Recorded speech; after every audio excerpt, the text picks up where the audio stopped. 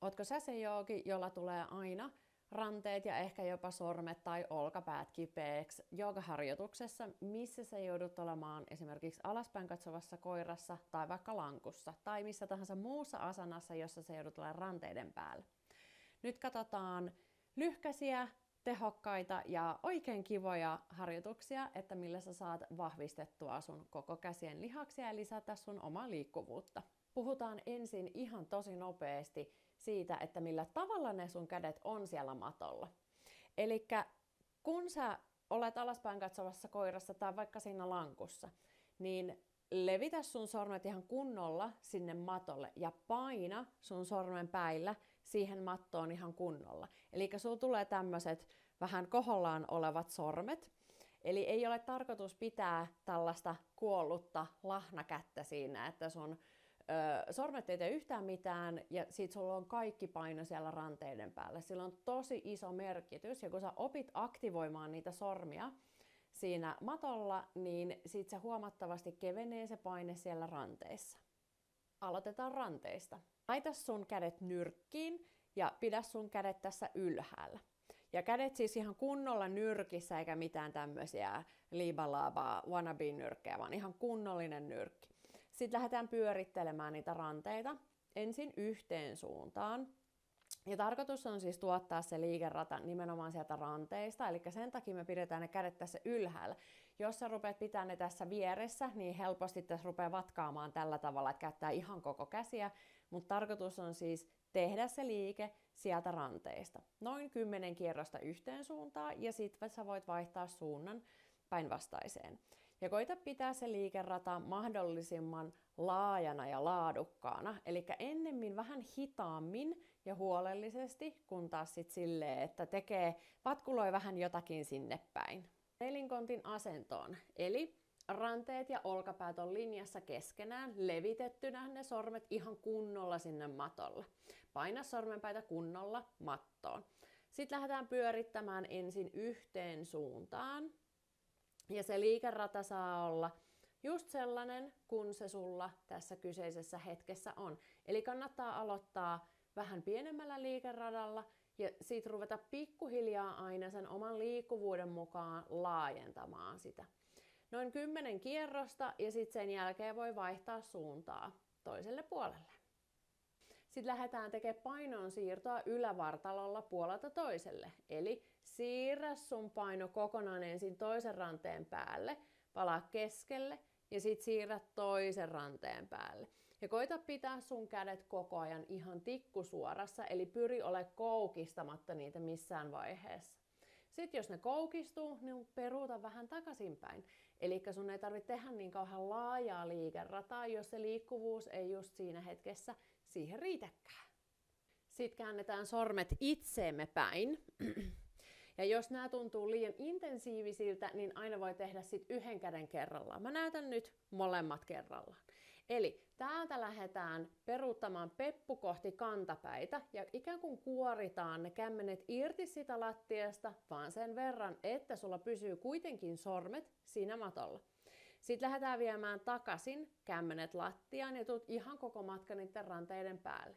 Ja sitten lähde taas peruuttamaan uudestaan, lähde kuorimaan, sormet pysyy ja sitten palauttele takaisin keskelle. Ja tässäkin muista pitää sun kädet koko ajan ihan suorana. Sitten lähdetään ihan toiselle puolelle, eli nyt tulee kämmen selkä lattiaan. Sormet tulee itseensä päin. Täältä tehdään sama peruuttelu, eli lähdet peruuttaa peppua kohti kantapäitä ja palauttele takaisin. Kädet on koko ajan aivan suorana. Jos sun kyynärpäät koukistuu, niin peruuttele vähän takaisinpäin, eli sun ei tarvitse tehdä niin isoa liikettä. Tarkoitus on yrittää pitää se kämmen selkä koko ajan siinä lattiassa. Sama homma sivusta päin, eli se liike näyttää sivusta päin tällaiselta. Ja se ei ole mikään ihan hirvittävän iso, koska jos on tosi kireet lihakset, niin silloin tässä saattaa päästä ehkä ihan vaan muutaman millin taaksepäin. Sitten lähdetään tekemään vähän painoilla. Mulla ei ole nyt tässä valitettavasti käsipainoa, mutta leikitään, että tämä kaluttu koiran luu on noin 0,5 kilon - kilon kokoinen käsipaino. Eli laita sun käsi tohon kylkeen kunnolla kiinni, purista ihan kunnolla siitä käsipainosta. Sitten me lähdetään tekemään liikerataa pelkästään tällä ranteella, eli ranteen koukistus ja sitten ojennus. Vuorotellaan tätä, ja liikeradan on tarkoitus olla mahdollisimman semmoinen maltillinen, eli ei tällaista ihmeellistä vispaamista, vaan semmoinen huolellinen ylös ja alas vieminen. Pidetään kiinni edelleen siitä käsipainosta, mutta nostetaankin se pystyyn. Ja sitten lähdetään tekemään sivuttaista liikettä, eli liimataan vielä se käsivarsi siihen kainaloon kylkeen kiinni ja lähdet viemään ensin sen painon tai luun itseesi päin. Ja sitten lähdet tekemään sillä ulkokierron, eli se varsinaisesti tämä sun käsi ei tee tällaista liikettä, vaan pelkästään se ranne liikkuu tässä ulkokiertoon sekä sisäkiertoon. Sitten ne sormet. Tää on mun suosikki, monen inhokki, mutta kiität myöhemmin. Eli otetaan ne kädet tähän ylös ja ruvetaan räpäyttelemään meidän sormia kunnolla auki. Ja tää ei ole nyt sit mikään tämmönen, että sormenpäät pikkusen koskettaa toisiinsa, vaan sormien kynnet tulee tuohon peukun sisäpuolelle ja täältä läväytät sen käden ihan koko matkan auki. Eli sormet kunnolla levälleen ja mahdollisimman paljon voimaa käyttäen siihen. Eli jos se on vaan tämmöistä tuikit tähtöinen tämmöistä ihmeellistä lirputusta ja varsinkin, että jos sä teet sen liikkeen sun ranteesta, niin silloin se harjoitus ei mene siihen oikeaan kohtaan kehoa, mihin se on tarkoitus mennä. Eli räpäytä sun sormia kunnolla. Sitten koska me halutaan, että me kehitytään tässä ja meidän lihakset vahvistuu ja voimistuu, niin alat nopeuttamaan sitä sun oman hengityksen tahdissa sitä räpäytystä. Ja alkuun kannattaa tehdä silleen vaikka ehkä 5 hengitystä ja sitten pitää pieni tauko ja tehdä sitten vaikka uudestaan, mutta että tärkeää on aloittaa ensin vähän rauhallisella, että sä saat sen tekniikan sieltä kuntoon ja sit rupeat räpyttelemään oikein urakalla ja sit muistat hengittää. Ja sit kun sä laitat sun kädet tähän polvien päälle, niin sä tunnet kyllä semmoista ihanaa lämmittävää ja kihelmöivää tunnetta näissä kyynärvarsissa, eli silloin se treeni meni oikeaan osoitteeseen. Rystyspunnerrus, eli nelinkontin asentoon levitetään ne sormet oikein kunnolla sinne matolle. Täältä lähdetään nousemaan rystysten päälle ja sitten me lähdetään laskeutumaan hyvin hallitusti koko matkan alas. Eli lähdet nousemaan suorat kädet ja hitaasti kontrolloidusti alas. Ja sitten lähdet nousemaan uudestaan ja sitten lähdet laskemaan alas. Sitten kun sä kehityt tässä harjoituksessa, niin sä voit lisätä vähän siihen tehoa. Eli laita sun kädet pikkusen enemmän eteenpäin, eli silloin ei ole enää ranteet ja olkapäät linjassa keskenään. Ja täältä lähdet nostamaan rystysten päälle ja sitten täältä hitaasti alas. Ja sitten lähdet uudestaan nostamaan ja hitaasti alas. Tämä on yllättävän raskasta, eli sit jos sä tarvit vähän kevennystä, niin tuo sun kädet lähemmäs sun jalkoja.